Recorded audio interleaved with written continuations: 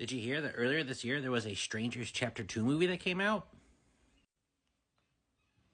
Oh boy, that looks very promising. Although, to be fair, the very first The Strangers movie was very stupid. It's a movie that I heard about and was like, boy, everyone really seems to be talking about this movie a lot. It must be really scary. And then I would watch it and I'd fight for my life to stay awake.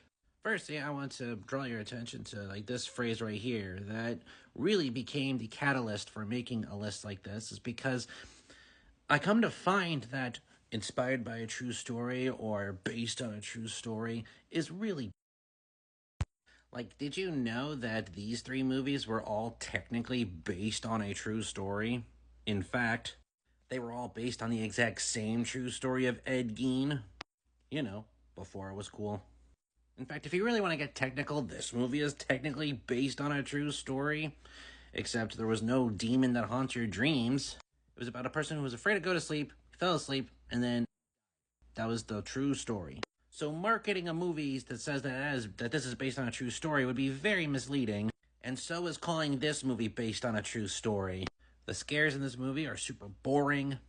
The characters are idiots. There's a scene where they're looking for their cell phone, and there's a scene where they look into a room and they look at the fireplace. They're looking right at the fireplace, and you could clearly see their phones are burning in the fireplace. And then a scene or so later, they're like, I can't find my cell phone. What do you mean you can't find your cell phone? It was literally right there. And for a movie that didn't want to have conventional horror movie cliches, this movie is riddled with a bunch of cliches, including jump scares, final scare of the movie, which makes even less sense. Despite people calling it one of the scariest movies of all time, it's really not. There is a reason why it has a 50% on Rotten Tomatoes. So yeah, I don't really have much more to say about The Strangers than that. I might do a more in-depth deep dive into the film at some point. Although then again, YMS made a great review on the movie, so I would recommend you watch that instead.